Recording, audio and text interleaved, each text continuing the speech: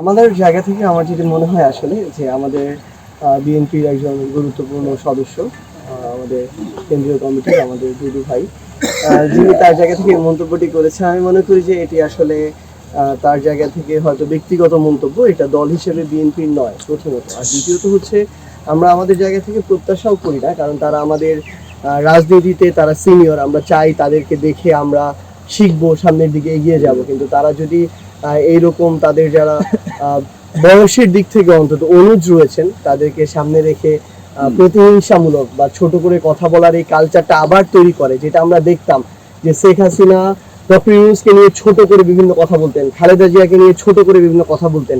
এটা কিন্তু বাংলাদেশের রাজনীতিতে রাজনৈতিক যে ব্যক্তিত্ব তাদের মধ্যে সৌহার্দ্যপূর্ণ সম্পর্কগুলোকে নষ্ট করে ফেলেছিল। তো আমরা তো একই কালচার আর তাদের কাছে বা তাদের মাধ্যমে দেখতে চাই না। তো সেই জায়গায় আমরা মনে করি আমাদের জন্য যদি তাদের কোনো পরামর্শ থাকে তারা সেই পরামর্শটি দিবেন, এবং এই দেওয়ারই একটি সুন্দর শ্রদ্ধার একটি সম্পর্কের মধ্য দিয়ে এটি দেওয়া উচিত। সেই জায়গা থেকে আমরা তার কাছে এটি প্রত্যাশা করব। এবং আরেকটি কথা, তিনি তার জায়গা থেকে যেটি বলেছেন যে আসলে এই আন্দোলনের কারণে বাংলাদেশে যে শিক্ষা, যে সবকিছু পরিবেশ বা এগুলো নষ্ট হয়ে গেছে, শেষ হয়ে গিয়েছে, এটা সত্যি যে কিছুটা বিঘ্নিত হয়েছে, কিন্তু আমরা শেষ হয়ে গিয়েছে, নষ্ট হয়ে গেছে এই কথাটা কোনোদিন বলতে পারি না। দিন শেষে কি এই যে যারা এখন বাংলাদেশের রাজনৈতিক পরিমণ্ডলে কথা বলছে, এই মানুষগুলো কিন্তু আর স্বাভাবিক জীবনযাপন করতে পারবে কিনা এটারও নিশ্চয়তা ছিল না। আমরা দেখেছি কিভাবে বিএনপির যারা অনেক বেশি স্ট্রাগল করেছে বিগত 16 বছর ধরে, তারা তাদের বড় বড় নেতৃবৃন্দ কিভাবে কান্নাকাটি করেছে সোশ্যাল মিডিয়ার সামনে এসে, যে তারা তাদের পরিবারের সামনে যেতে পারছে না, তার পরিবারের গুরুত্বপূর্ণ একজন সদস্য, তার ভাই মারা যাচ্ছে, দাফন করতে যেতে পর্যন্ত পারছে না। এবং এই ছাত্রদের এত বড় ত্যাগ, এত রক্তের পরেই কিন্তু আসলে এত বড় একটি অভ্যুত্থান, এবং এই মানুষগুলো এখন এভাবে মিডিয়ার সামনে এসে কিংবা বুক ফুলিয়ে তাদের জায়গা থেকে স্বাধীনভাবে কথা বলছে।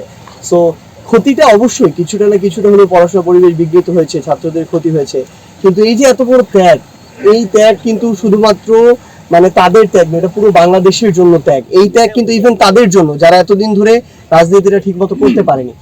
তো আমি মনে করি তাদের প্রতি এই শ্রদ্ধাটা সব সময় আমাদের থাকা উচিত।